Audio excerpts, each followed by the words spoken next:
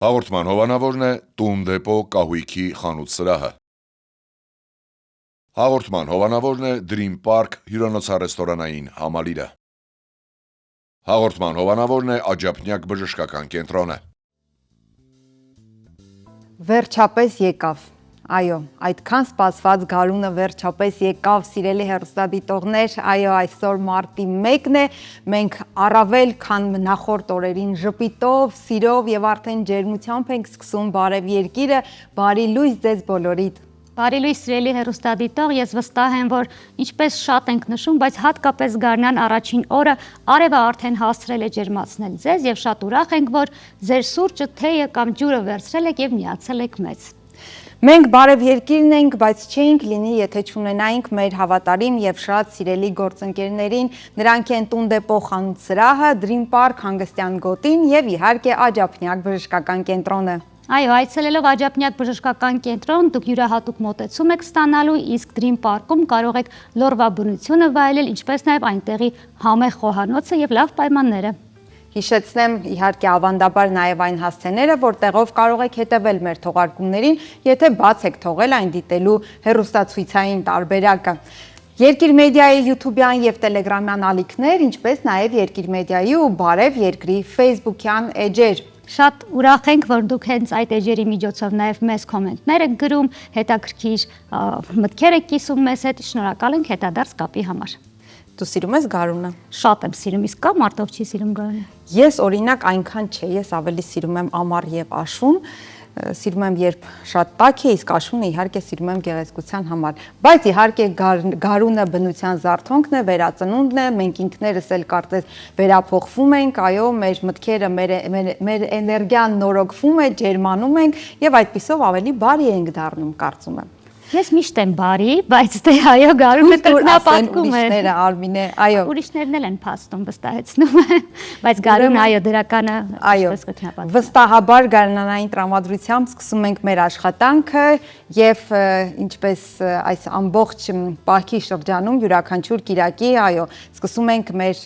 եթերը հոգեվոր տեղեկատվությամբ։ Այսօր մեծ պահքի 3-րդ կիրակին է, որն ունի արարչության 3-րդ օրվա ու այս կյանքի 3-րդ դարի խորհուրդը եւ կոչվում է Անառակի կիրակի։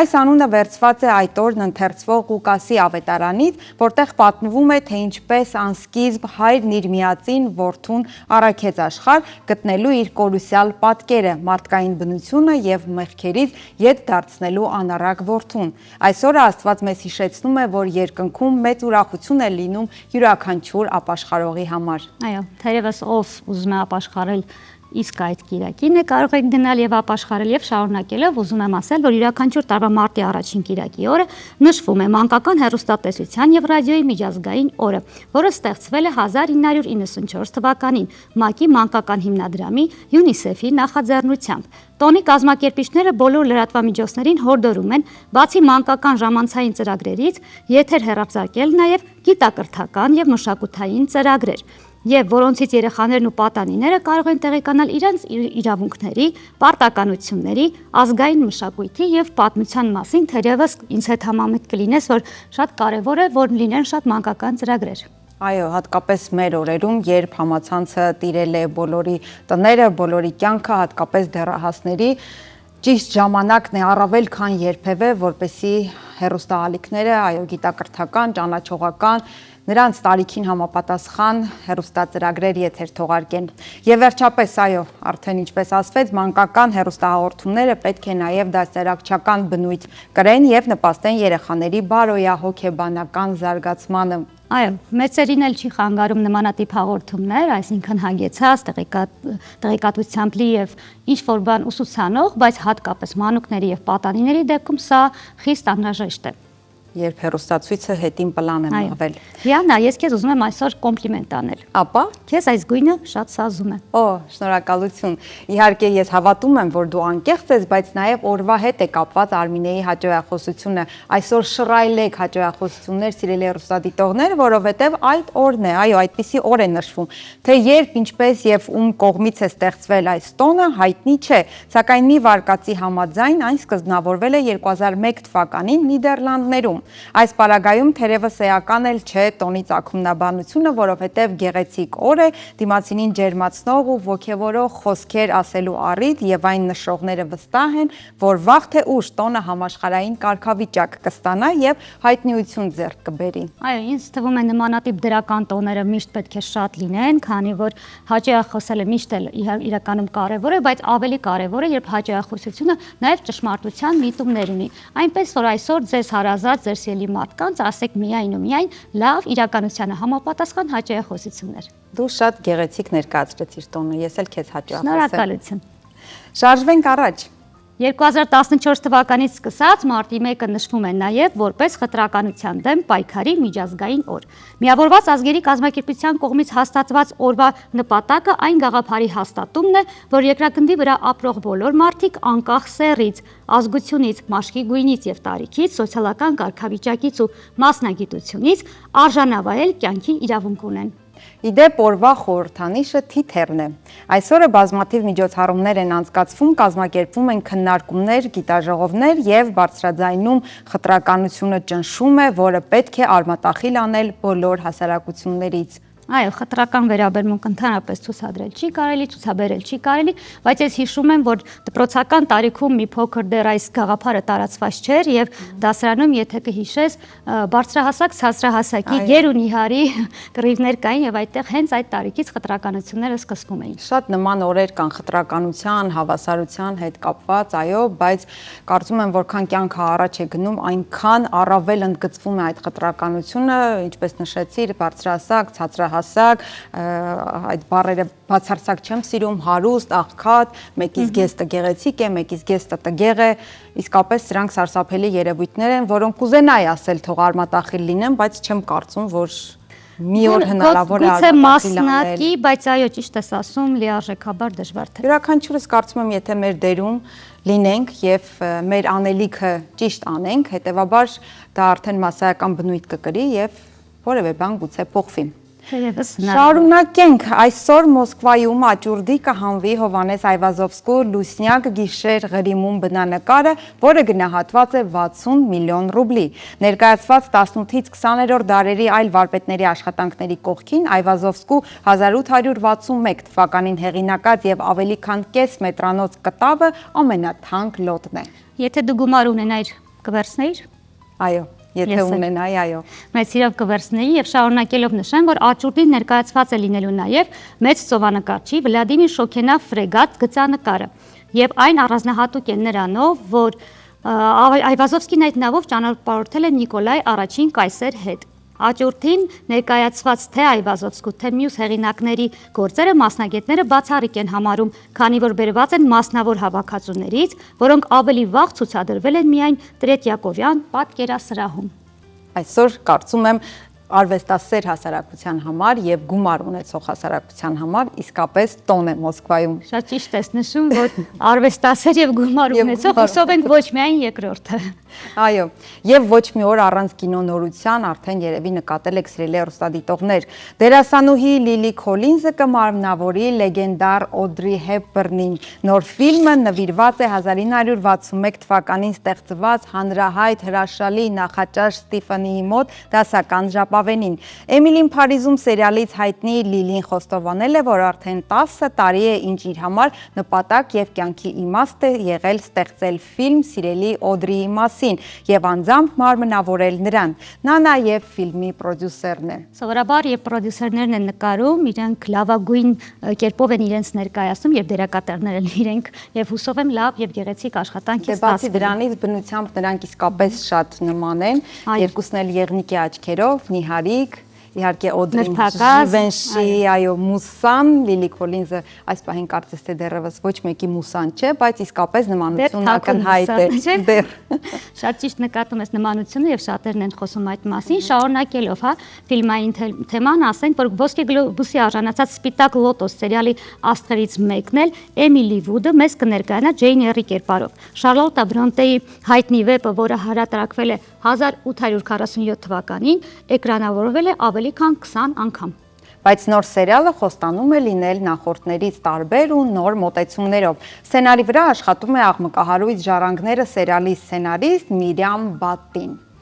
Իսկ հաջորդ լուրը կհետաքրքրի հատկապես Մայքլ Ջեքսոնի սիրահարներին, որովհետև փոփ երաժշտության արքա Մայքլ Ջեքսոնի կենսագրական ֆիլմում էլ երգչին մարմնավորում է նրա զարմիկը՝ 29-ամյա Զաֆար Ջեքսոնը։ Մայքլ անունով ֆիլմը, որը ներկայացնում է երգչի կյանքը սկսած մանկությունից, էկրաններ կբարձրանա արդեն ապրիլին։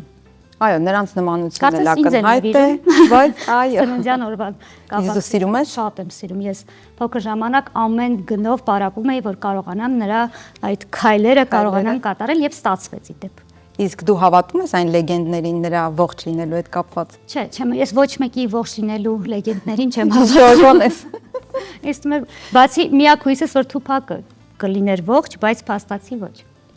Բայց փաստացի Փառք Աստծո մենք բոլորս ողջ ենք եւ այս պահին առաջարկում ենք դիտել մի գեղեցիկ տեսահոլովակ։ Մարտան հետիվ ծարասալորի հալահայդոն դոմնեյար ձերտան հետիվ ծարասալորի հալահայդոն դոմնեյար սալորն մաննե կանցկինի հալահայդոն դոմնեյար օվորուտի շուլ հալավորի հալահայդոն դոմնեյար դոմնիգ դոմնիգ դոմնիգ յարո հալահայդոն դոմնեյար դոմնիգ դոմնիգ դոմնիգ յարո հալահայդոն դոմնեյար դոմնիգ դոմնեյար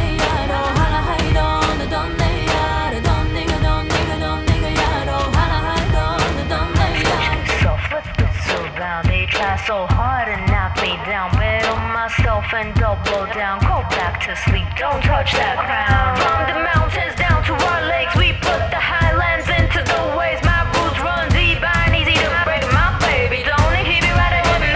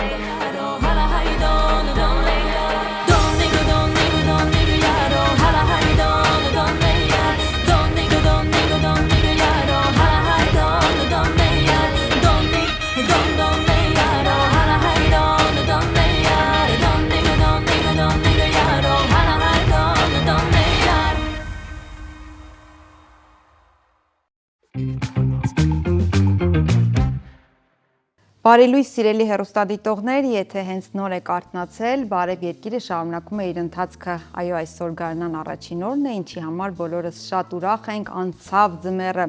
եւ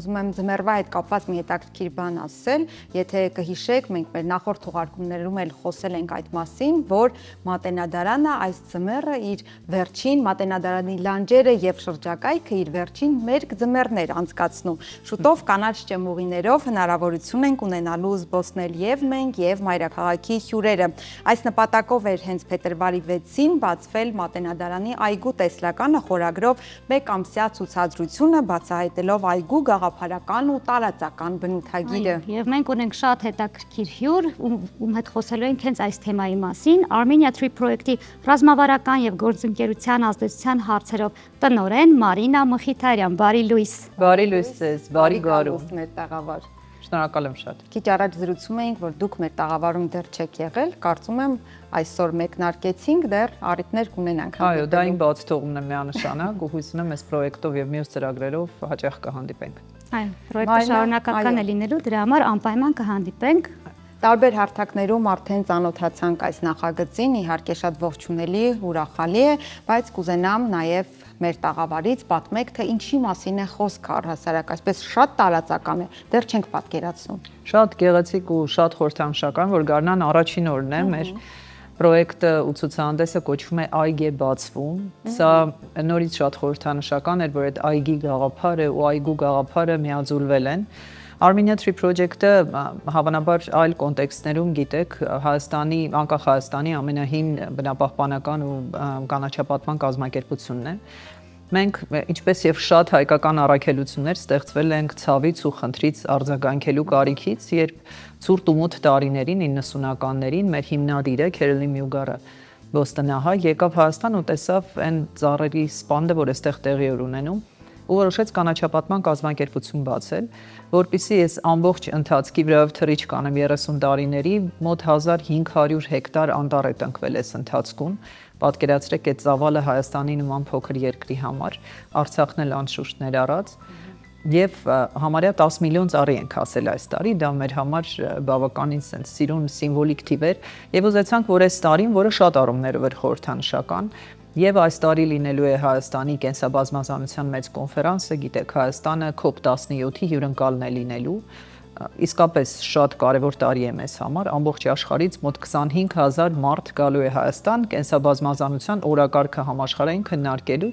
եւ մենք ուզում ենք, որ մի խորհրդանշական նվեր լինի նաեւ Հայաստանին, մեր քաղաքին։ Սկսեցինք խոսել տարբեր գործընկերների հետ, Մատենադարանը, որը մեր շատ լավ գործընկերն է վաղուց, անմիջապես արձագանքեց եւ ասաց, որ մենք ունենք մի լերկ լանջ Մատենադարանի շենքի հենց հետևում, որը տարիներ շարունակ օգտագործված չի։ Եկեք մի գեղեցիկ կանաչապատման պրոյեկտ անենք։ Մենք անշուշտ շատ ողջավորված ու շնորհակալ եք հնարավորության համար սկսեցինք նախաձեռնությունը, բայց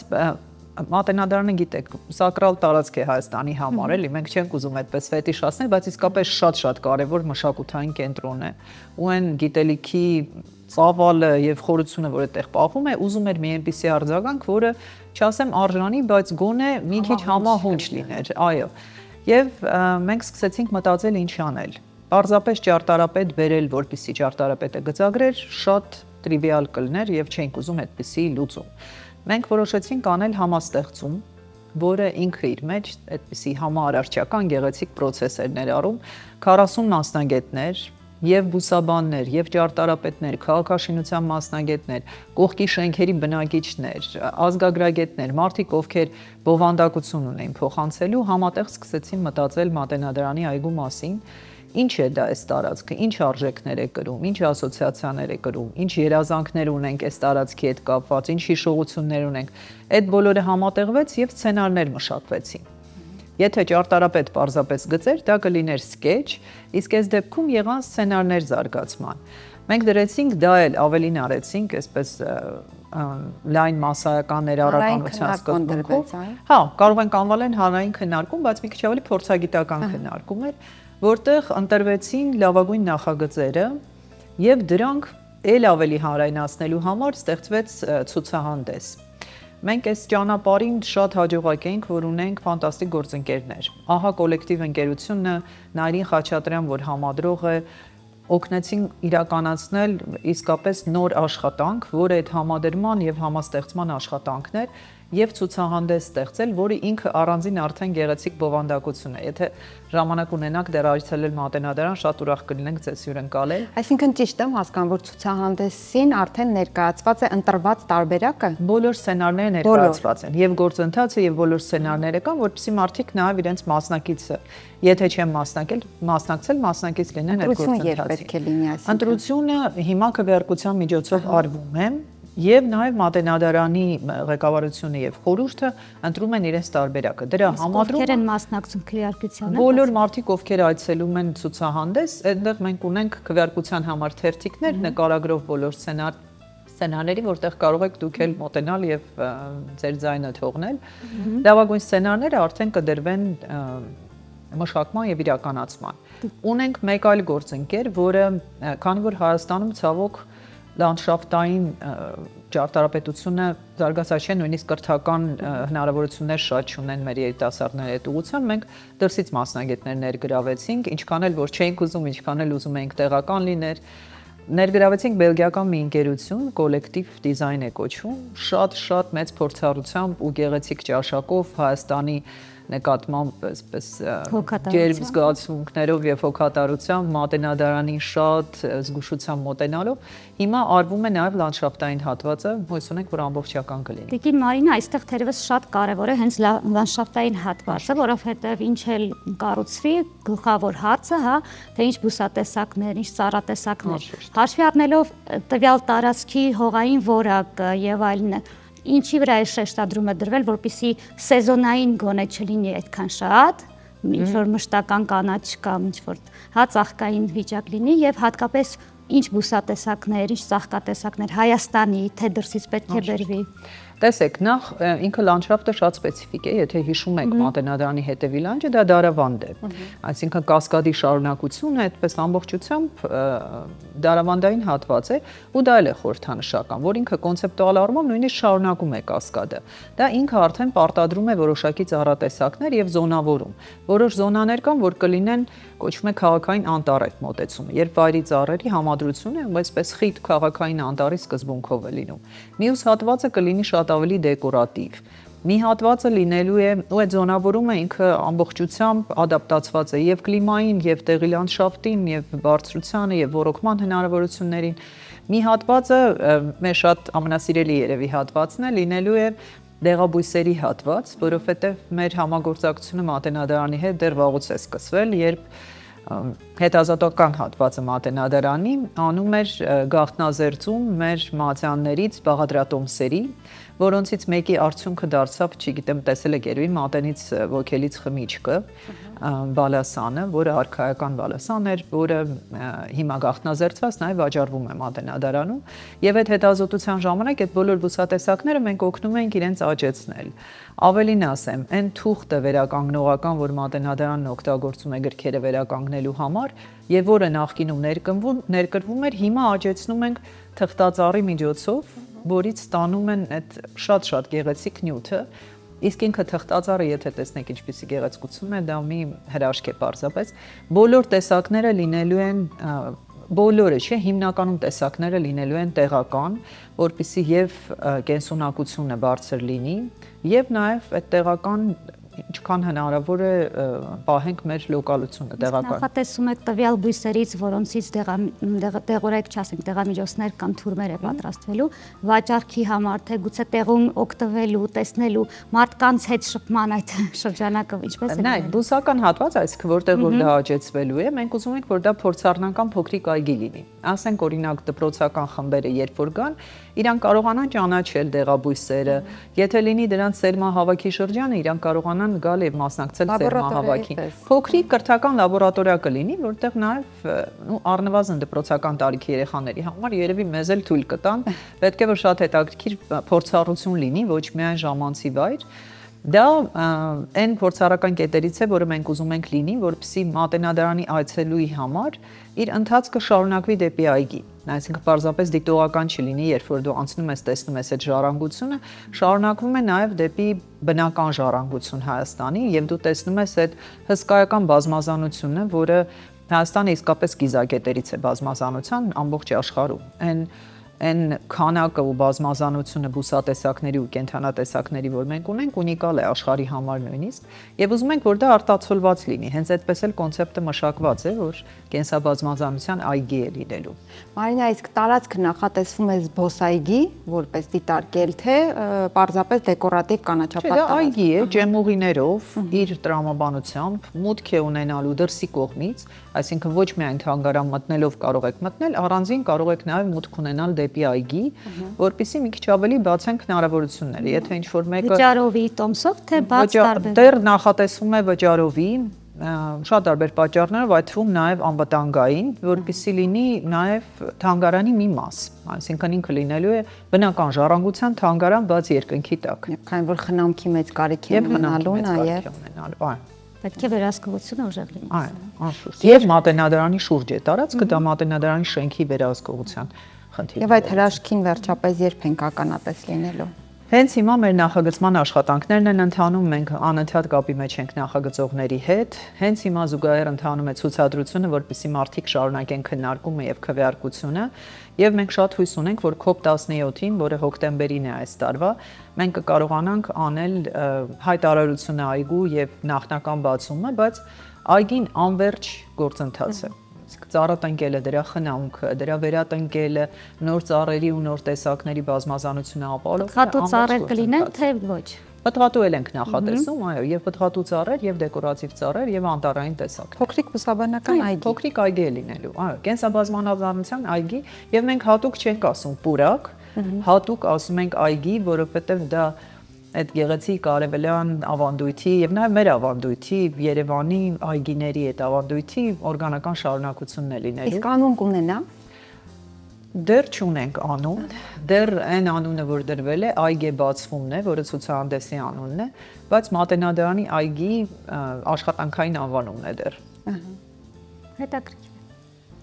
Ինձ թվում է նաև երբ մեծահասակները գան մեծ տարիքով մարդիկ ավելի ճիշտ, նրանց համար հաճելի կլինի հենց տեղում հայկական հին տարբեր ծառատեսակների ծանոթանալ, որովհետև շատ հաճախ Երևանից դուրս կամ Երևանում այնպիսի վայրեր է պետք գնալ, որտեղ կան այդ ծառատեսակները եւ այլն, եւ տարբեր ծառատեսակների հավաքատեղի դարձնելը հետաքրքիր գաղափար է։ Մենք այդտեղ շատ ուզում ենք այդ փորձառությունը խաղաֆիկացնել, այսինքն մարդկանց նույնիսկ տալ հնարավորություն, որ իրենք ճանաչեն ծառերը, բայց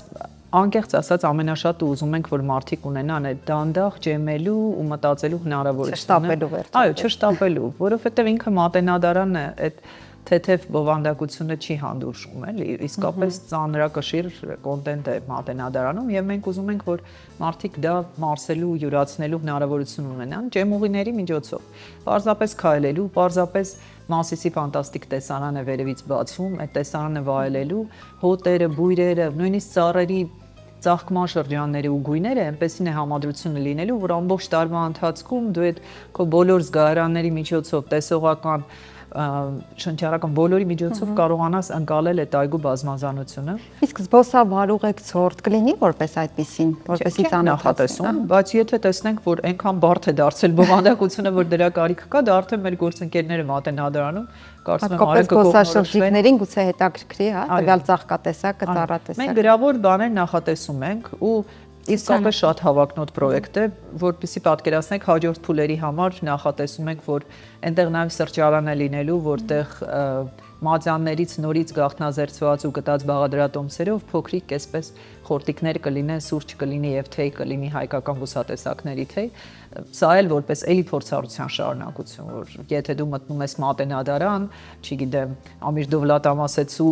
բաղադրատոմսերով տեսնում ես այդպես փոքրիկ բաներ պատրաստված, բալասաններ պատրաստված, հետո չգնաս ու պարզապես ինչ-որ խորտիկ ունենաս։ Այ դա ուզում ասել, չվերածվի, ուղղակի բիզնեսի եւ բացի այդ կդառնա ինչու՞ չէ մեր այցեքարտը, որովհետեւ մատենադարանը արդեն իսկ մեր այցեքարտն է տարիներ շարունակ, իսկ հիմա կարող է նաեւ ընդհանուր համադամ խորտիկը եւս լինելով հայկական դառնալ մեր այցեքարտը, թեյերը առավել եւս։ Եվ նաեւ համապատասխան լինել, իսկապես այն ծանր լավ առումով, ծանրակշիռ բովանդակությանը, որ կա մատենադարանում։ Թոթափել դա ընդհանրապես։ Չէ, համալրել, եթե ուզում եք։ Ունենք ավելացնելու որևէ բան։ Հարգելի Մենք Մարինա։ շատ գեղեցիկ ծրագրեր ունենք, բացի այս մատենադարանի ծրագրից, որ իրականացնում ենք, որ մեր շատ սիրելին է անշուշտ, բայց Armenia 3 Project-ը ինքը առաջին հերթին կանաչապատման ու անտառապատման կազմակերպություն է։ Մենք անտառային շատ մեծ մասիվներ ունենք Հայաստանում, որոնք հիմա անում ենք եւ շարունակելու ենք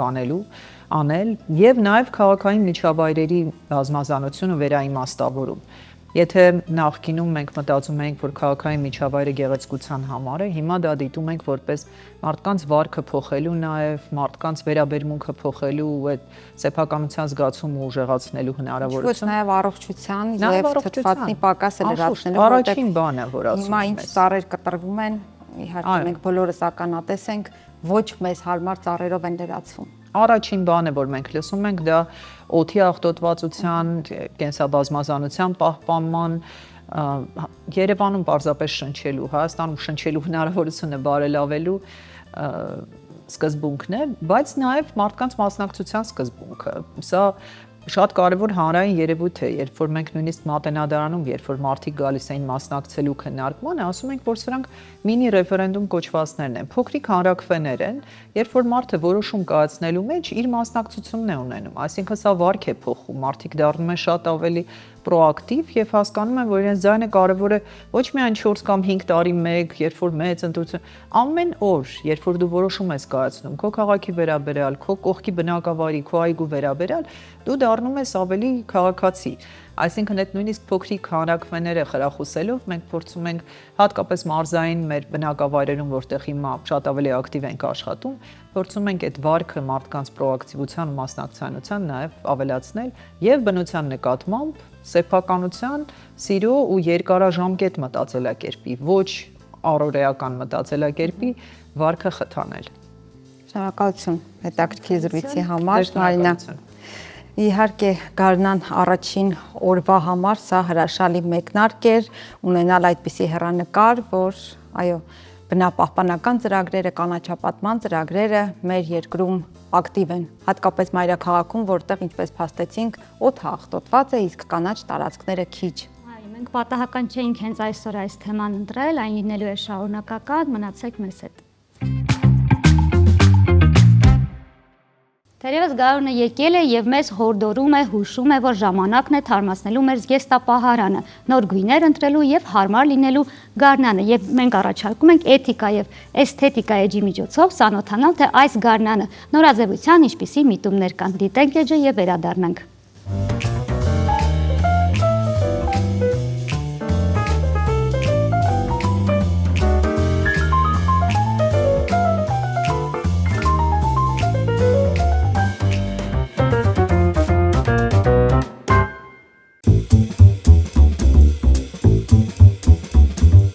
Գարնան գալուն պես գրեթե բոլորի մոտ առաջանում է զգեստապահարանի պարունակությունը փոխելու, նոր եւ թարմ հագուստ ունենալու ցանկություն։ Իսկ բոլոր նրանք, ովքեր հարմարավետությունից զատ սիրում են նաեւ նորաձև լինել, սկսում են ուսումնասիրել այդ տարվա թրենդները, որոնցից մի քանիսին կանդրադառնանք հիմա։ Այս տարի վերադառնում է 80-ականների ռետրո ոճը, ծավալուն եւ լայն ուսերով, արհեստական կաշվով, ինչպես նաեւ ժապավեններով եւ վառ գույներով ու նախշերով։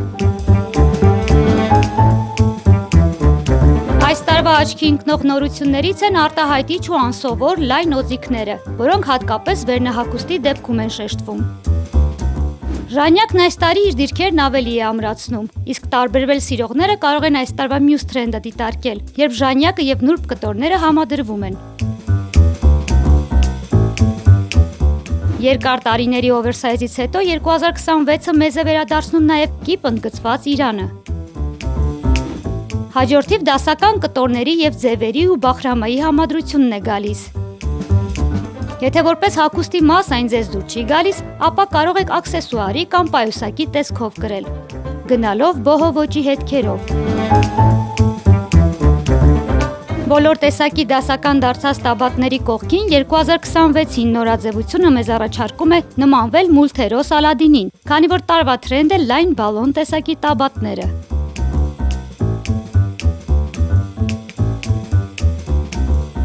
Խոսելով գույներից, նշենք, որ այս տարվա գլխավոր գույնը Cloud Dancer-ն է, որը համադրելի է շատ տարբեր գույների հետ։ Բայց այս գարնան համար առաջարկվող գունային համադրությունները տարբեր են։ Շատ գեղեցիկ համադրություն կարող եք ստանալ դեռ նախորդ տարվանից մեզ հետ մնացած շագանակագույնով եւ կարմիրով։ Ինչպես նաև այդ նույն գույնը կարող եք համադրել ձիթապտղի կանաչի, երկնագույնի, լիմոնի դեղինի եւ դեղցագույնի հետ։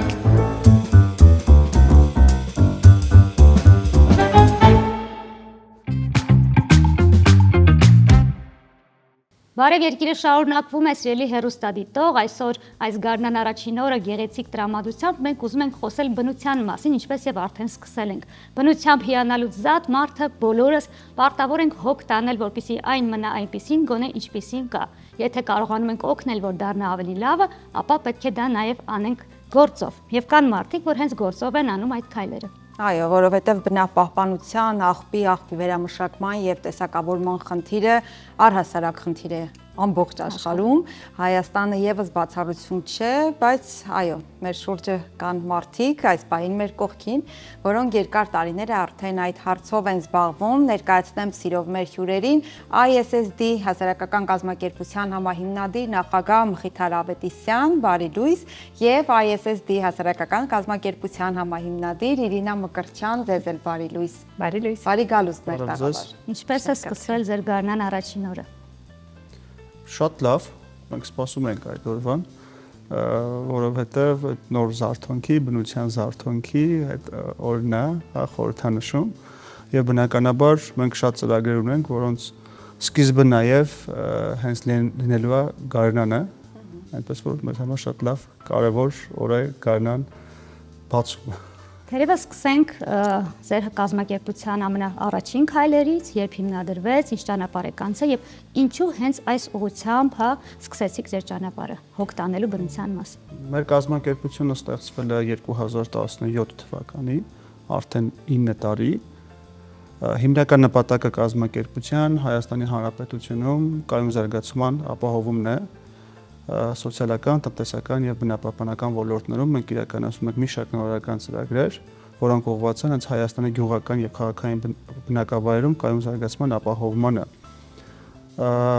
Բայց մեր արժեվ շրջակա միջավայրի խնդիրների լուծումը առաջնահերթ է։ Այդ իսկ պատճառով մեր հիմնական ծրագրերը ուղղված են հենց այդ ուղղվածությամբ, այսինքն մեղմելու շրջակա միջավայրի ռիսկերը, մասնավորապես թափոնների հետ կապված ռիսկերը։ Ինչու ենք ընտրել հենց շրջակա միջավայրի պաշտպանությունը առաջնահերթ ոլորտ, որովհետև Հայաստանի Հանրապետությունում օրեցօր ավելանում էր, հիմա էլ ավելանում է շրջակա միջավայրի ռիսկերը կապված կենսաբազմազանության պահպանման, կապված օդի աղտոտվածության, ջրի աղտոտվածության եւ այլն եւ այլն, դրա համար շատ կարեւոր է, որպեսզի այդ խնդիրները ինչ-որ ձև մեղմացվեր։ Մխիթար, շրջակա միջավայրի ռիսկեր, ազդեցություն, կենսաբազմազանություն, խելացի, հետաքրքիր, գեղեցիկ բառեր են, բայց ես ուզում եմ, որ ավելի հանրամատչելի մեր հեռուստադիտողներին բացատրենք եւ հասկանանք ինչ է դա նշանակում։ Երբ ասում ենք բնապահպանություն, աղբի տեսակավորում, աղբի վերամշակում, առաջին հերթին մեր հանրության շրջանում լսում ենք մի կարծիք. Երևանում աղբի վիճակը վատ է, ամենուրեք աղբ է, տեսակավորման մասին ընդհանրապես խոսք չկա, եկեք ընդունենք, որ այդ մշակույթը դեռևս այնքան էլ զարգացած չէ մեր մոտ։ Ես ուզում եմ հասկանալ, գործնականում, մի քանի օրինակով ասեք, թե ինչեր եք արել, գանք հատկապես ինչ վերաբերում է աղբի տեսակավորմանը եւ վերամշակմանը, ինչ քայլեր են արվում այս ուղղությամբ։ Մենք իրականում մոտ 8 տարի է ինչ իրականացնում ենք թափոնների տեսակավորման եւ վերամշակման աշխատանքներ։ Իրոք շատերը կարծում են, որ Հայաստանում թափոնները չեն տեսակավորվում կամ մենք վերամշակման համապատասխան կառույցներ եւ ենթակառուցվածքներ չունենք, ունենք։ Իրանք դեռևս զարգացման փուլում են իհարկե, բայց Հայաստանում գործում են եւ պլաստիկի վերամշակման, եւ ապակու, եւ թղթի, մետաղի, վտանգավոր թափոնների նույնպես որոշակի գործարաններ ունենք, որոնք որ տարբեր ձևաչափերով թափոններին փորձում են նոր կյանք տալ։ Մեր կազմակերպությունը բուն կենտրոնանում է հենց տեսակավորման, այսինքն տեղում տեսակավորման վրա։ Մենք մի քանի 100 կառույցում ունենք տեղադրված տեսակավորման ամաններ, հիմնականում կոշտ թափոնների համար, թուղթ, պլաստիկ, մետաղ եւ ապակի, եւ մարդիկ կարողանում են թե բնակարաններում, թե իրենց աշխատանքի վայրերում տեսակավորել նշված թափոնները, որից հետո արդեն մեր կազմակերպությունը հավաքագրում է բոլոր թափոնները, կրկնակի տեսակավորում է, որովհետև օրինակ պլաստիկի դեպքում անհրաժեշտություն կա նաև տեսակավորել առանձին պլաստիկի տեսակները, որից հետո այն արդեն ուղարկվում է վերամշակման։ Մենք ունենք եւ Երևանում, եւ մարզերում որոշակի ենթակառուցվածքներ եւ ոչ իհարկե ամբողջ երկրի մակարդակով, բայց ունենք բավականին ակտիվ առաջընթաց, դանդաղ, բայց առաջընթացը ունենք։ Իրինա, իսկ ասեք, քանի որ նշեցիք ոչ ամբողջ Հայաստանով, ընդհանրապես մարդկանց իրազեկման խնդիր էլ կա, չնայած որոշակիորեն արվում է պատկան մարմինների կողմից, ձեր կողմից էլ,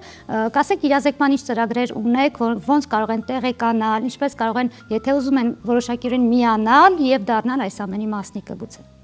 Մենք ունենք իրազեկման աշխատանքների տարբեր ձևաչափեր, մենք շատ ակտիվորեն աշխատում ենք կրթական հաստատությունների հետ, բազմաթիվ միջոցառումներ ենք կազմակերպում, բայց նաև հիմա ունենք մի նախագիծ, որը Plastics է կոչվում, ինքը իրանից ենթադրում է մի շատ նորարար մոտեցում Հայաստանի համար, երբ դու կարողանում ես պլաստիկ շշերը վերադարձնել հատուկ սարքի միջոցով, մենք իրան հայերենում որոշել ենք կոչենք պլաստիկ շշերը ընդունող սարք,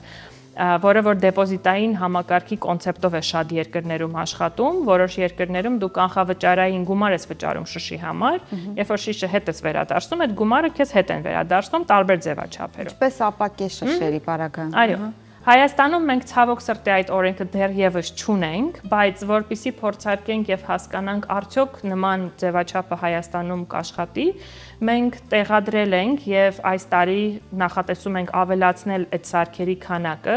եւ իր հետ ունենք նաեւ բջջային հավելված, որտեղ մարդիկ ամեն անգամ, երբ որ իրանք շիշը համապատասխան տարայում կամ համապատասխան սարքում տեղադրում են, իրանք կուտակում են միավորներ եւ միավորները կարողանում են փոխանակել զեղչերի, նվերների, որոնք որ մեր գործընկեր կազմակերպությունները, ովքեր նույնպես բնության մասին շատ հոգ են տանում, իրանք արդեն առաջարկում են տարբեր մոտիվացիոն մեխանիզմներ, որպեսզի մարդիկ ել ավելի շահագրգռված լինեն թափոնների տեսակավորման։ Արդեն գործում է համակարգը, փաստացի կարող են հանդիպել։ Մենք նաև պլաստիկսին անվանում ենք նաև թվային տեսակավորման գործիք, որտեղ դուք պլաստիկս հավելվածով կարողանում եք տեսակավորել շշերի կապաճի QR կոդը եւ ինչպես իրենա նշել, ստանալ միավորներ։ Մենք իրան անվանում ենք թվային տեսակավորում, մի քիչ ինքը ավելի ապագայի հետ կապված ծրագիր է, բայց ես ուզում եմ հետ գնամ ձեր հարցին կապված իրազեկմանը, այս 8 տարիների ընթացքում ամենամեծ խնդիրը, որ մենք բախվել ենք, այդ հենց մշակութային կամ վարքագծային խնդիրն է, դա խոսքը նրա մասն է, շատ դեպքերում մենք ասում ենք, ոնց որ մենք հայ ենք, այս մեր համար չի ինչ որ նոր բան որ գալիս է, չէ՞, հիմնականում մասնավորապես թափոնների հետ կապված կամ ինչի պետքա մենք տեսակավորենք, չգիտեմ, այս կամ այն մարմինը թող գտանի, մեր շահավորն է որ պետքա տեսակավորենք եւ այլն, այսինքն ունենք վարքագծային լուրջ խնդիր, այսինքն մարդիկ սպասում են որ դու իրենց ինչ-որ մի բան տաս, որպեսզի տեսակավորեն թափոնները։ Ես այդտեղ ուզում եմ կարևորել մի բան, որ դուք շատ նշեցիք աղբի տեսակավորում, աղբը շատ է Հայաստանում եւ այլն եւ այլն։ Այս ուզում եմ որ մեր հաջորդ հանդիպման ընթացքում աղբ թափոն մեր բառապաշարում ընդհանրապես չլինի։ Երբ որ մենք աղբ կամ թափոն մեր բառապաշարում չունենանք, այլ ունենանք ռեսուրս, այսինքն այն ամենը ինչ է որ մենք հիմա տեսնում ենք թափոն իրենց անվանենք ռեսուրս, վստահաբար ասում եմ որ այդ խնդիրները շատ կարճ ժամանակահատվածում կլուծեն։ Եվ դրա հետ կապված մենք իրականացնում ենք շատ դասընթացներ տարբեր կառույցներում, պետական մարմիններում, մասնավոր հատվածում, IT հատվածում եւ դպրոցներում ու մանկապարտեզներում մենք ունենք մի շարք ծրագրեր, որոնք հենց ուղղված են կոնկրետ իրազեկվածության մակարդակի բարձրացմանը, կոնկրետ էկոկրթության մակարդակի բարձրացմանը, բարելավմանը եւ զարգացմանը մեր դպրոցներում եւ մանկապարտեզներում։ Էկոկրթությունից խոսեցինք, հենց սկզբից, երբ որ բացումը անում ենք, ես նշեցի բնության եւ բնության մասին հոգատավության մասին եւ դա միայն աղբի մասին չէ։ Այսինքն աղբից զատ ունեք ծրագրեր հենց կանաչապատման, ինչպես հասկացա կանաչ գոտիների առկայության մասին։ Այս մասին փոքր կպատմեք։ Մենք ունենք մի ծրագիր, որը կոչվում է էկոդպրոցներ, այն իրականացնում ենք այս փուլում 50-ից ավել դպրոցներում, Երևան, Արմավիր, Գեղարքունիք, հուսով ենք, որ շուտով նաև այլ մարզերում կկարողանանք ծրագիրը իրականացնել, ինքը կենտրոնանում է 12 տարբեր թեմաների վրա, թափոն, ջուր, էներգիա, կենսաբազմազանություն, սնունդ, այսինքն դպրոցները կարող են ավելի մեծ ընտրանոց որոշում կայացնել, թե որ թեմայով են իրանք ցանկանում աշխատել եւ ինքը 7 քայլից բաղկացած ծրագիր է, այսինքն ամեն դպրոցում ստեղծվում է իր էկոհանձնաժողովը, ձևավորվում է գործողությունների պլան, իրականացվում է տարբեր իրենց ընտրված թեմաներով աուդիտ, հասկանալու համար ինչ խնդիրներ կան ու այդ խնդիրները ոնց կարող են իրանք լուծել։ Քանի որ ինքը շատ աշակերտակենտրոն ծրագիր է, մենք հիմնականում թիրախավորում ենք աշակերտներին, որպեսզի իրենք ունենան իրենց ներդրումը դպրոցի եւ համայնքի զարգացման գործընթացում։ Եվ այս ծրագրի շրջանակներում մենք բազմաթիվ աշխատանքներ ենք իրականացրել, որոշ դպրոցներում օրինակ արևային պանելներ ենք տեղադրել, որպեսզի իրանք անցում կատարեն էներգոարդյունավետ ավելի լուծումների։ Դպրոցներ ունենք, որ նախագծային աշխատանքների միջոցով իրենց նախագծերը հաղթել են եւ ունենք դպրոց, որտեղ ջերմատուն է կառուցվում, փոքր ջերմատուն իհարկե, ունենք դպրոց, որտեղ որ աշխատում են վտանգավոր թափոնների հետ։ Եվ դպրոցները այսպիսով ավելի գործնական եւ պրակտիկ գիտելիքներ են ստանում, որպեսզի կարողանան ապահովեն բնության պահպանությունը եւ վաղ տարիքում եւ հետո, երբ որ իրանք արդեն կդառնան որոշում կայացնողներ եւ մեր օրենքները կմշակեն եւ այլն, հույս ունենք, որ այդ փուլում այն ինչ որ հիմա սովորել են, իրանք նույնպես կկարողանան կիրառել։ Եվ մխիթար հիշելով իհարկե պայմանավորվածությունը, որ հաջորդ հանդիպման այլևս աղբից եւ թափոնից չենք խոսելու, այսօրվա իմ վերջին հարցը այս թեմայով, ասացիք, որ եթե շահ չկա, երբեմն մարդիկ պետք է շահագրգռվել, որ չասեն շահ, ինչ շահ ունենք, որպեսզի թափոնը տեսակավորենք, բայց մի այսպիսի հարց, այստեղ այս պահին ոչ թե այնքան շահն է, որքան հասանելիությունը եւ հարմարավետությունը, եթե մենք ամեն քայլափոխի աղբաման տեսնում ենք, սովորական աղբաման մեծ ծանոթ կանաչ, ապա այդ տեսակավորման արկղերը չենք տեսնում ամեն քայլափոխի։ Ես ենթադրենք ուզում եմ տեսակավորել, չեմ ուզում աղբը նետել։ Ես չգիտեմ իրավասությունը ձեր շրջանակում է թե չէ, բացի պատկամարմիններից, բայց եթե որևէ առնչություն ունեք, այս հարցի շուրջ ինչ է կատարվում, կավելանան այդ արկղերը ապագայում, որպեսզի աղբ եւ թափոն բառերը հանենք մեր բառամթերքից։ Ես փորձեմ այդ հարցին պատասխանեմ, ոնց որ հարցը անմիջականորեն մեր հետ կապված չի, բայց իմ սուբյեկտիվ կարծիքը կապված հանրային վայրերում տեղադրված տեսակավորման ամանների կամ ընդհանրապես աղբամանների հետ կապված։ Իմ սուբյեկտիվ կարծիքով քաղաքում չպետք է լինեն ցանկացած տեսակի ամաններ, ոչ տեսակավորման, ոչ էլ ընդհանուր աղբի համար նախատեսված ամաններ։ Տեսեք մեր հասարակության մեջ, որը մի քիչ մեր երկրում, չգիտեմ, որքանով է գործարկվել։ Մենք ինչ ենք անում։ Մենք գնում ենք խանութից, սուպերմարկետից գնումներ ենք իրականացնում։ Մենք համարում ենք, որ այդ գնած ապրանքը մերն է։ Երբ որ այն պահին մենք համարում ենք, որ այդ ապրանքը արժեք չունի, ասում ենք արեք տիրություն արեք իրան։ Քաղաքապետարան կլինի, պետական այլ մարմին կլինի, մեր պատասխանատվությունը հանձնում ենք մեկ այլ մարմնի, որպեսզի գա ինքը այդ ամեն ինչը վերցնի, կամ տանի աղբավայր, կամ տանի վերամշակման։ Դա ինչ անենք։ Շատ զարգացած, շատ երկրներում, զարգացած երկրներում, Ճապոնիայում եւ այլն, մարդիկ պետքա պատասխանատվություն կրեն իրենց առաջած թափոնների նկատմամբ։ Եվ այս շատ հետաքրքիր մոդել է, երբ որ մենք պատասխանատվություն կրենք մեր իսկ առաջացած թափոնի նկատմամբ, այլ ոչ թե մեր պատասխանատվությունը պատվիրակենք մեկ այլ մարմնի, մենք այս խնդիրներ չենք ունենա։ Ինչպես, խնդրում եմ դա ասեք։ Պետքա ամեն մեկը տեսակավորի թափոնները իրենց կառուցում, իրենց տանը, ու պետքա լինեն բնականաբար ենթակառուցվածքներ, որոնք պետքա սպասարկեն այդ ամեն ինչը, լոգիստիկ համակարգեր, վերամշակող կառույցներ եւ այլն։ Ու նաեւ պետքա լինեն սկզբից շատ լավ նշել, որ մենք չունենք լավ զարգացած օրենսդրական դաշտ, որը կարգավորի թափոնների կառավարման ոլորտը, ու նաեւ պետքա մեզ օրենսդրական բարեփոխումներ։ Եթե ընդհանուր մենք մի համակարգի կամ ընդհանուր մի սխեմայի մեջ նայենք, կարելի է բաժանել 3 մասի թափոնների կառավարման այդ ոլորտը, հա։ Առաջինը վարքագծային եւ մշակութային, որտեղ մենք պետք է անենք իրազեկման արշավներ, մարդկանց վարքագիծը փոխենք։ Երկրորդը դա ենթակառուցվածքային, որ պետք է մեզ գործարաններ, լոգիստիկ համակարգեր, եւ երրորդը օրենսդրական։ Եվ ես երեքը պետք է իրար հետ աշխատեն։ Սրանցից մեկն ու մեկը եթե վատ աշխատեց, ամբողջ համակարգը չի աշխատելու։ Շատ գեղեցիկ համակարգը ներկայացրեցիք, ինչ խոսք, մենք էլ դեմ չենք։ Ինչ վերաբերում է տեղեկացնել մարդկանց, հա, տեղի հասցնել ձեր խոսքը, այսօր կարծես մենք էլ ենք ձեր մասնիկը, որպեսզի մարդկանց ուղղորդենք ձեր հասարակական կազմակերպությանը հետևել եւ այդ ամենի մասնիկը դառնալ։ Բայց այդուամենայնիվ տեսնելով, առնչվելով այն վիճակը, որ մենք հիմա ունենք, երկուսից կարծիքն է կուզեմ լսել։ Քանի տարուց հնարավոր կլինի ձեր ասած սխեմային գալ եւ արդյոք Հայաստանում դա երբևէ հնարավոր կլինի, թե կմնանք այդ փոքր կենտրոնների հետ, աշակերտների հետ, ուսանողների հետ, փոքր կառույցների հետ աշխատելով։ Իմ կարծիքով կարող ենք հասնել, դեռ շատ աշխատանք միանշանակ ունենք, բայց մենք փոքր երկիր ենք, այսինքն մեր մոտ որևէ փոփոխություն կատարել եւ ավելի արագ կատարել, կարծում եմ ավելի հեշտ է, քան թե մեծ երկրներում։ Իհարկե ինքը պահանջում է շատ լուրջ ֆինանսական ներդրում, շատ խորը մասնագիտական փորձառություն, Համակարգային լուծում։ Հա, ինքը ես անկեղծ ժամկետի տեսանկյունից չեմ կարող ասել ինչքան ժամանակում մենք դրան կհասնենք, բայց փաստացի մենք հիմա բավականին ակտիվորեն եւ օրենսդրական փոփոխություններ ենք տեսնում, որ Հայաստանում իրականանում են եւ լոգիստիկ եւ ենթակառուցվածքային շատ փոփոխություններ կան իրականում մի փոքր ձեր հարցին անդրադառնալով թե Երևան քաղաքում, թե մարզերում տեսակավորումը պիլոտային քայլ առ քայլ է գնում առաջ։ Այսինքն իրոք ավելի շատ ընդհանուր աղբի համար նախատեսված ամաններ են, քան թե տեսակավորման ամաններ, բայց քայլ առ քայլ գնում ենք դեպի այն, որ կարողանանք ունենալ ավելի կայուն, ավելի զարգացած երկիր։ Տարիներ առաջ, երբ Երևան քաղաքում դեռևս թափոնների տեսակավորումը քաղաքի մակարդակով չէր իրականացվում, մենք պիլոտավորել էինք մեկ թաղամասում, մեկ տարածքում, փորձարկել էինք, փորձարկման Որ թավամասներ։ Կենտրոնը։ Փորձարկման արդյունքում հասկացել էինք, որ կա պահանջարկ, կա հետաքրքրություն, մարդիկ ցանկություն ունեն եւ այդ ամեն ինչը տեղի ունենում է, եւ ոնց որ կամաց քայլ առ քայլ ինքը գնաց դեպի այն, որ հիմա ոչ ամբողջ քաղաքի տարածքով իհարկե, բայց ավելի շատ տեսնում ենք տեսակավորման ամաններ։ Դավիթաշեն առաջին թաղամասում հիմա նաեւ փորձարկվում է օրգանական թափոնների համար նույն մեխանիզմը։ Մեկ թաղամաս ընդամենը դեռևս, բայց նաեւ տեղական համագործակցություն է ստեղծվել, որի շրջանակներում փորձարկվում է եւ ըստ դրա կհասկանանք, եթե հնարավորություն կա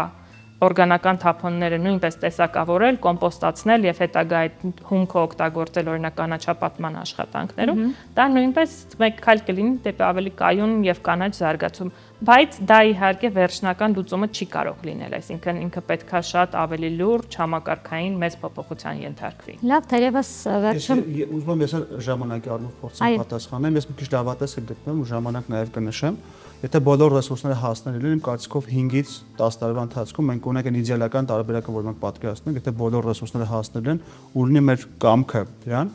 Ես նաև կուզեի նշել, որ այստեղ շատ կարևոր է էլի վարքագծային փոփոխություն։ Տեսեք, մենք շատ ենք սիրում մեր երկիրը, այտենց մարդ չկա, որ հայրենասեր չի։ Բայց բառերով։ Ես միշտ ասում եմ, որ արեք սիրենք մեր հայրենիքը առանց կեղտոտելու, հա։ Պայմանավորվենք, որ սիրում ենք մեր հայրենիքը առանց աղտոտելու, առանց կեղտոտելու։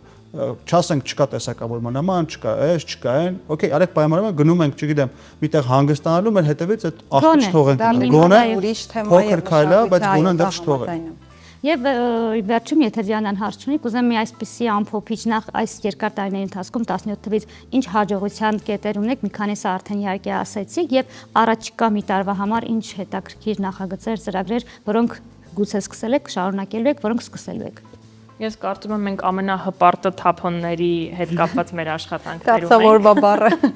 Բայց ռեսուրսների, լավ, բայց ամեն դեպքում մենք նաև մի քանի այլ ծրագրեր ունենք եւ վերջին գրեթե 2 տարին աշխատում ենք կայուն туриզմի զարգացման մասով եւ Հայաստանում սկսել ենք ներկայացնել արդեն Green Key հավաստագրումը, որը որ կայունության համաշխարհային ամենաուժեղ հավաստագրերից մեկն է, հյուրանոցներ, հոսթելներ, փոքր հյուրատներ, որոնք որ կարող են գնալ դեպի կանաչ լուծումներ։ Ինքը շատ բազմակոմպոնենտ սերտիֆիկացման գործընթաց է, էներգիա, ջուր, թափոն, ներքին կառավարման համակարգեր, բոլոր այս ուղղությունները, բիզնեսները եւ ոչ միայն բիզնեսները։ Կարծեմ նաեւ հետագայում նոր կառուցվող դպրոցները եւ մանկապարտեզները։ Միանշանակ նույն ձևաչափով կա նաև կրթական հաստատությունների համար մեխանիզմներ եւ երբ որ բիզնես եւ մասնավոր սեկտորը եւ պետական եւ կրթական իրանք բոլորը համատեղ ուժերով այդ ամեն ինչը իրականացնում են, միանշանակ լուծումը շատ ավելին արագ է լինում։ Եվ քանի որ այս տարի Հայաստանում COP17-ն է լինելու, այսինքն կենսաբազմազանության, շրջակա միջավայրի պահպանության ամենակարևոր համաշխարհային միջոցառումներից մեկը, շատ կարևոր է, որ Հայաստանը պատշաճ կերպով կարողանա ներկայացնել իր բոլոր հնարավորությունները եւ կայուն туриզմի մեր այս նախագծի Green Key շրջանակներում մենք փորձում ենք աջակցել մեր տեղական եւ միջազգային գործընկերներին, որ հյուրընկալության ոլորտում մենք կարողանանք ապահովել բնապահպանական ամենաբարձր ստանդարտները, որպեսզի մեր հյուրերը միշտ ցանկանան Հայաստան վերադառնալ եւ կոպի արդյունքում իլերում են կոպի ընթացքում բոլոր քննարկումների եւ արդյունքների, նաեւ ունենան շատ բարձր կարծիք Հայաստանի եւ մեր բնության մասին եւ իրենց ներդրումը ունենան դրա պահպանության հարցում։ Եվ նաև մենք նախատեսում ենք մեր Plastics ծրագիրը ավելի ընդարձակել, նախատեսում ենք ավելացնել մեր խելացի, բայց իրեն ավելի լավ բառնշած խելացի տեսակավորման ամանների reverse vending machine-ների քանակը Երևանի ու նաև այլ քաղաքների տարբեր վայրերում։ Եվ վերջապես հարգելի հայրենակիցներ, ուզում եմ նշեմ, որ թափոնների կառավարումը, մասնավորապես կայուն կառավարումը, տեսակավորում, վերամշակում դա առողջություն է, դա ձեր կյանքն է։ Մեր բոլորի Երբ որ դուք ասում եք, որն է մեր շահը, որ մենք պետք է տեսակավորենք թափոնները, դա ձեր առողջությունն է, դա ձեր կյանքն է։ Առաջինը դա, հետո նոր մնացածը։ Եվ առհասարակ մաքրությունը կարծում եմ իրազեկման եւ այսպես հորդորի ու խորթի կարիք չունի, մաքրությունը սկսվում է մեր ներսից, մեր տնից եւ ամբողջ երկիրը մեր տունն է։ Հայերս սիրում ենք բոլորի մասին ասեմ, բայց տանը մաքուր լինի, տանը աղբը դուրսը լինի, միջանցքում լինի, դրա համար յուրաքանչյուրս սկսենք այդ աշխատանքը մեր երեխաների հետ, որովհետեւ այդպես փոքրիկ, ինչպես ասում են, յուրաքանչյուրս մեր մոմը վառելով լուսավորենք ճանապարհ։ Շնորհակալություն ձեզ, իսկապես հետաքրքիր զրույցի համար։ Շնորհակալություն ձեզ, ուզում եմ նշել, որ մեր հաջողությունը, ամենամեծ հաջողությունը հենց մեր շահառուներն են, մեր դպրոցները, մեր մանկապարտեզի շահառուները, բալիկները, ընդհանրապես կազմակերպությունը, բոլոր այն մարդիկ, ովքեր մասնակից են եղել մեր տարբեր ծրագրերին։ Հուսով ենք նրանք կշատանան, շնորհակալություն հայտնում հետաքրքիր զրույցի համար եւ շարունակելով հիշեցնում եմ, որ այսօր մեր տաղավարում հյուրեին ISSD հասարակական կազմակերպության համահիմնադիր նախագահ Մխիթար Ավետիսյանը եւ նույն հասարակական կազմակերպության համահիմնադիր Իրինա Մկրտչյանը նրանք կարևոր գործ են անում Դիանա, մենք էլ մեր գործով փորձեցինք նպաստել այդ կարևոր աշխատանքին, կհանդիպենք քիչ անց։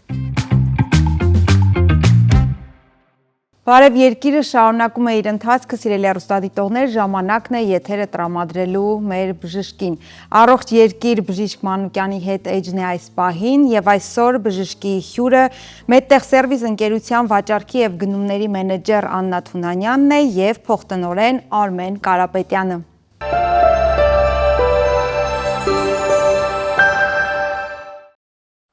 Լսել եք երբևէ թվային առևտուր հասկացությունը։ Ակամայից մենք վերագրում ենք տարբեր մարքեթփլեյսերին եւ սոցկայքերով վաճառք իրականացնող կազմակերպություններին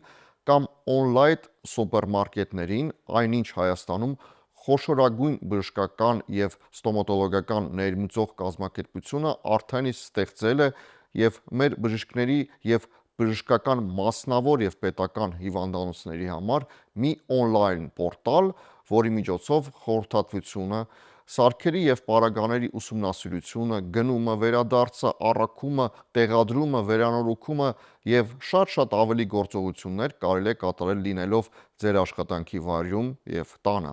Իդեպ նմանատիպ հնարավորություն կարող է իրեն թույլ տալ այնպիսի կազմակերպություն, ում բարի համբավը եւ վստահելի գործընկերոջ վարկանիշը փորձված է տարիներով, որին կարելի է վստահել, երբ առաջանում են հարցեր, հետագայում երբ վստահ ես, որ այդ ընկերությունը միշտ կլինի քո կողքին։ Medtech Service ընկերությունը, ով աշխատում է Հայաստանի շուկայում արդեն 35 տարուց ավել, առաջին անգամ ներկայացնում է on-line խանութ սրահը, այո, սրահը, որովհետև այստեղ տեսնում ես ինչ ես գնում, իսկ եթե փնտրում ես եւ չես գտնում, ապա քեզ նույնպես միշտ կօգնի ձեր կողքին վիրտուալ տիրույթում աշխատող մասնագետների թիմը։ Այսօր մենք կփորձենք հասկանալ արդյոք մեր շահառուները պատրաստ են այդ առաջադիմական նորանոր գնումների եղանակին, որովհետև մենք հայերս սովորաբար նորը որդեգրում ենք զգուշաբար։ Ակամայից հիշում եմ, երբ հեռավոր 2000-ական թվականները, երբ երկրագունդը 15 տարուց ավել լեղապարկի հեռացումը կատարում էր միայն լապարոսկոպիկ եղանակով, բայց հայ բուժառուն շարունակում էր տալ առաջնությունը բացին, որ ձեռքով շոշափի, լավ տեսնի եւ այլն։ Սթափեցնելու համար հավելեմ, on-line վաճառքը այս մեծ եւ խելագար աշխարհում վաղուց զիջել է off-line գնումներին, բացառության դեպքերում, երբ քայլելը եւ զբոսնելը իրոք արդարացի օգտակար է։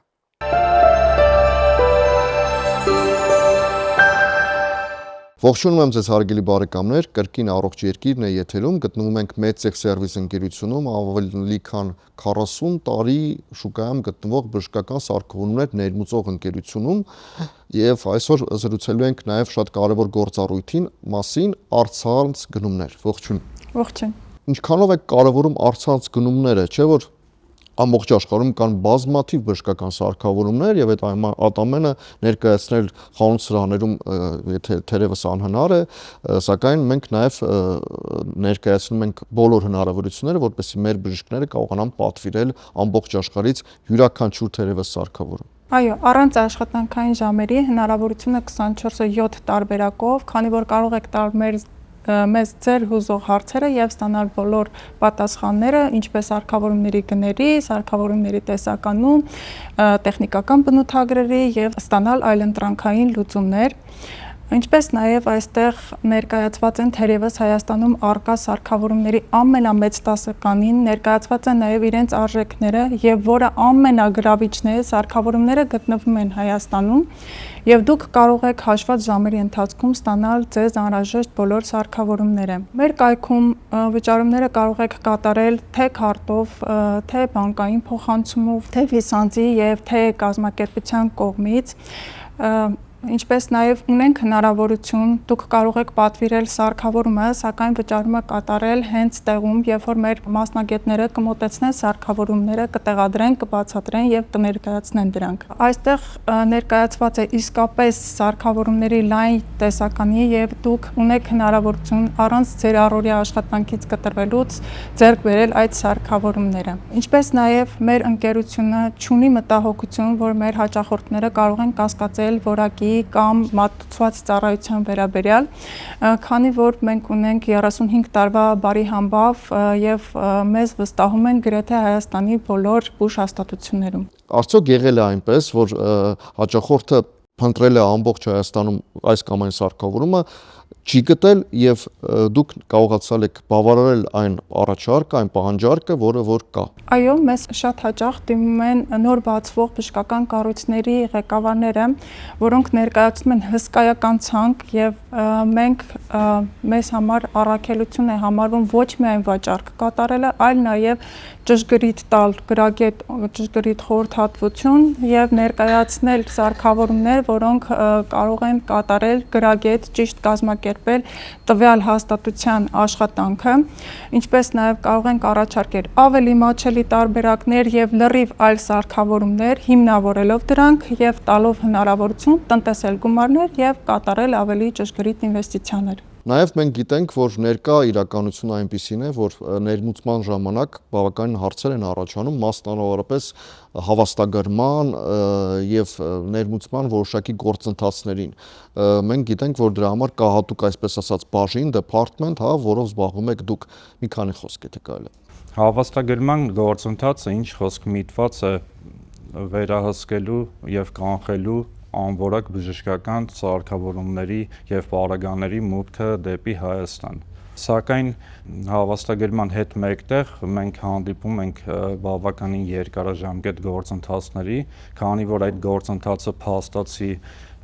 մեկնարկելու համար մեզ հարկավոր են լինում ներմուծվող սարքավորումների վերջնական քաշերը, որոնք մեզ տրամադրում են մաքսային պահեսներում, իսկ փաստաթղթերում նշված վերջնական քաշերը որոնք մեզ տրամադրվում են մատակարարների կողմից, լինում են սխալ նշված, դա կապված է փաթեթավորման հետ։ Հետևաբար հետագա քաշքշուկներից խուսափելու համար մենք սպասում ենք, որ մեզ տրամադրեն վերջնական եւ փաստացի քաշերը մեր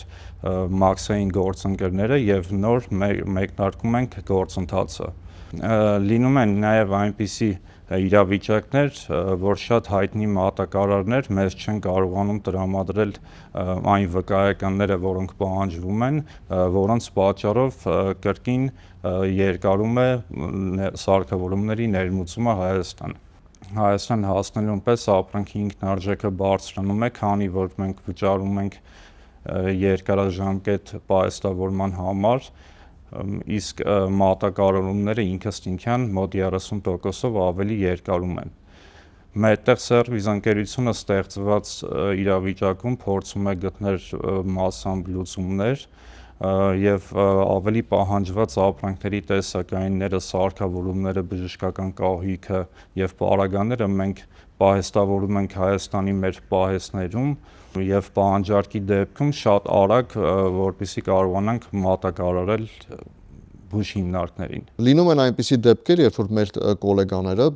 բժիշկները, բժշկական կազմակերպությունները ինքնուրույն են որոշում այս կամ այն սարքավորում ներմուծել, սակայն այդ ժամանակ մատակարարող ընկերությունները չեն կարողանում տրամադրել համապատասխան հավաստագրեր, ներմուծման փաստաթղթեր եւ այլն։ Այս պարագայում Մեծեքսերվիս ընկերությունը թերևս լուծում է այդ հարցը, այո։ Ինչ խոսքը հասկանալի է նման դեպքում շարժառիթը,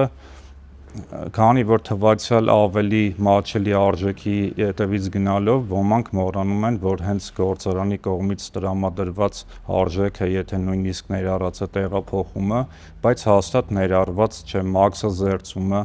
հավաստագրման ծառայության արժեքները, բրոկերի ծառայությունը, տեղադրումը, երաշխիքը, սպասարկումը եւ մասնագիտական ուսուցումը։ Եղել են այնպիսի խնդիրներ,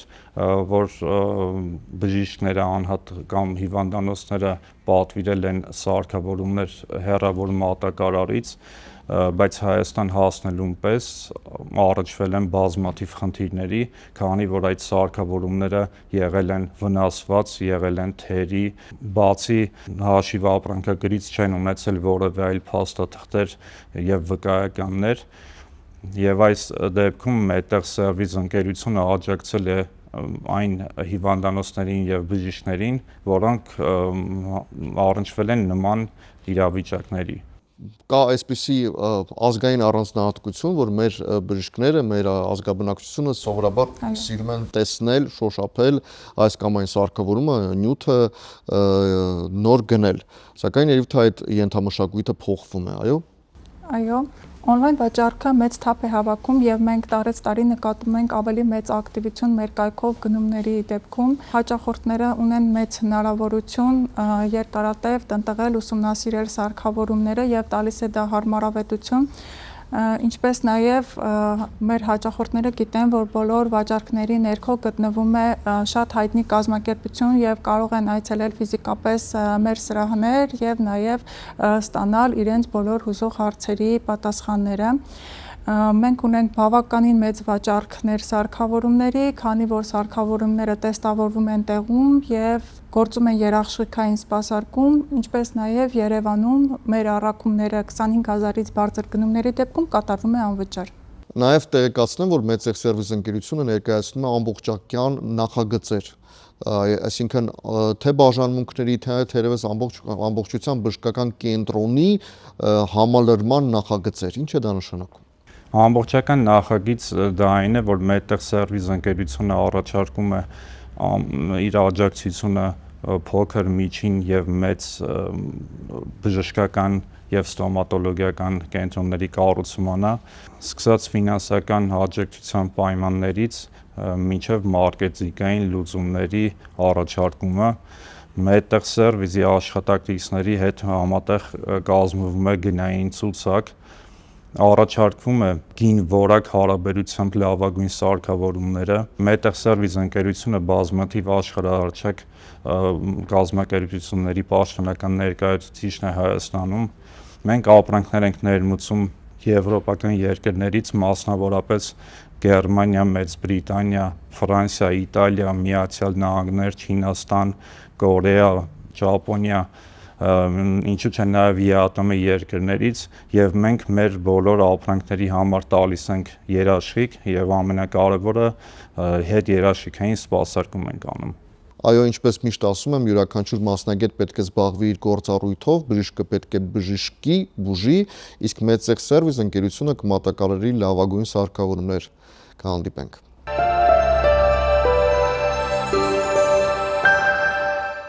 Ահա եւ վերջ, սիրելի հեռուստադիտողներ, գարնան առաջին օրվա բարև երկիրը մեր կիրակնորյա եթերն այսքանով ամփոփվեց։ Շնորհակալություն, որ մեզ հետ կիսեցիք ձեր առավոտը, սուրճն ու թեյը։ Մենք կհանդիպենք արդեն հաջորդ շաբաթ, իհարկե հիշեցնում եմ անպայման այն հասցեները, որտեղով կարող եք հետևել մեզ։ Դրանք են Երկիր մեդիայի YouTube-յան եւ Telegram-յան ալիքները, ինչպես նաեւ Երկիր մեդիայի ու Բարև երկրի Facebook-յան էջերը։ Դե ինձ Յանա, նաեւ հիշենք մեր հովանավորներին, դա տուն դեպո խանութսրահն է, Աջափնյակ բժշկական կենտրոնը, ինչպես նաև Լորվա հիասքանչ բնության գողտրիկ անկյունում գտնվող Dream Park հանգստի գոտին։ Իդեպ ես մի բան եմ մտածել, սիրելի հեռուստադիտողներ, քանի որ մյուս Կիրակի Արմին արդեն մարտի 8-ն է, ես մեր հեռուստադիտողներին եւ հետևորդներին այսպիսի մի խաղ եմ առաջարկում։ Այսօրվա եթերի մեկնաբանությունների բաժնում կամ մեզ անձնական նամակով Բարև Երկրի էջին կարող եք հարգելի տղամարդիկ դուք ձեր սիրելի կանանց աղջիկներին շնորհավորական խոսքեր ուղղել եւ մենք պատրաստ ենք դրանք սիրով եթերից Դրանցից 3 լավագույնը կարելի է ընթերցել։ Մենք կընթերցենք բոլորը, մենք որովհետեւ բոլորին շատ ենք սիրում։ Մինչ մյուս շաբաթ։